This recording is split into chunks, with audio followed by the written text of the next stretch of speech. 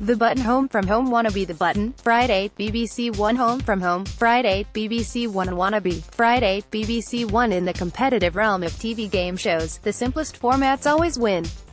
The only exception was the inscrutable 3-2-1, which managed to survive for 10 years despite no one ever knowing what the hell was going on.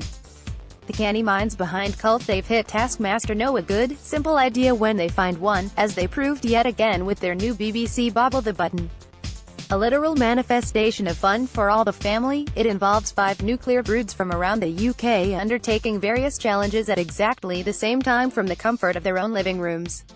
The winning family earns a large cash prize, the losers get nothing. They receive their instructions from a shiny plastic box crowned with a mushroom-shaped button. When the Button, or rather, the Button, he's a character voiced by comedian and series co-creator Alex Horne, turns red, they must spring into action.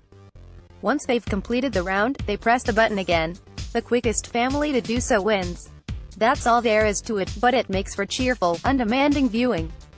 The Button, copyright BBC, challenges in the first episode included building a freestanding tower from cans, books and pillows that was taller than the tallest person in the household. This led to the depressing spectacle of one contestant shrieking, "We don't have any books," bouncing a ping-pong ball into a cup, reciting the entire alphabet backwards without saying any of the vowels, and stuffing a mound of huge inflatables into their homes. This harmless bit of fun benefits from a refreshing lack of cynicism. Horne never mocks the contestants, and even when they get to watch and sometimes laugh at their rivals in action, it's all done in a spirit of friendly competition. Pre-watershed game shows are notoriously hard to get right. The grim specter of Don't Scare the Hair still looms large, but the BBC have almost certainly got a hit on their hands here. You can guarantee that children up and down the land will be urging their parents to apply. It will also inevitably lead to the TV eating itself weirdness of the families from Gogglebox watching the families from the Button. We're through the looking glass, people. BBC One's new Friday night schedule continued with a pair of debuting sitcoms. The first, Home from Home, is a class-based comedy set in a Lake District holiday park. The presence of Johnny Vegas suggests that it might have some bite and bitter pathos. It doesn't. It's a gentle gust of nothing in particular. Despite offering Vegas another opportunity to riff on his lovable sad sack persona, the mild scripts by Coronation Street writers Simon Crowther and Chris Futrell are beneath him. Home from Home, copyright BBC, the supporting cast, which includes Emilia Fox as a snooty neighbor and Susan Calman as a conspiracy theorist, also do what they can, but Home from Home is a featherweight waste of their talents. It's not a bad show, it means no harm, but it doesn't raise so much as a titter or indulgent smile. Still, lovely scenery. It's slightly better than Wannabe, however, which follows a selfish, deluded and sad ex-member of a forgotten girl band who decides to make an unbidden comeback. Competently performed by Nicholas, Nathan Barley, Burns and co-writer Lily Brazier, it nevertheless leans far too heavily on Gervais-esque tics and his worn-out themes. It's the pointless David Brent film starring a middle-class mum.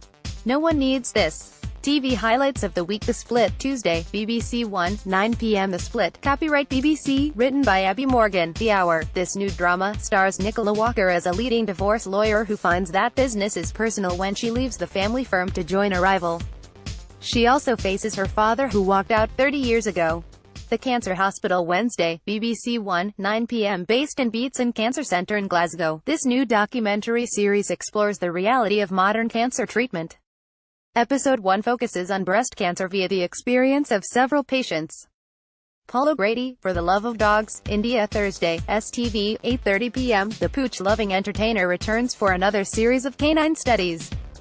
His latest journey begins in Delhi, where thousands of dogs live wild on the streets. He meets some of the people who devote their lives to helping these vulnerable creatures. Harold Shipman, Dr. Death, Thursday, STV, 9 p.m. 20 years on from the arrest of Britain's most prolific serial killer, this documentary investigates how he got away with murdering 250 patients.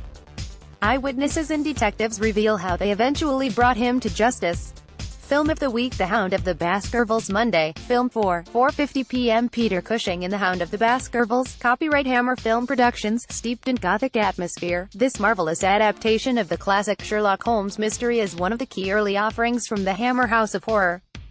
Peter Cushing is perfectly cast as Holmes, while Christopher Lee provides strong support as the last remaining member of an aristocratic family who believes he's being targeted by a supernatural hound roaming the remote Devon moors. draw the curtains, dim the lights, and bask in the ghoulish ambience of this beautifully made production.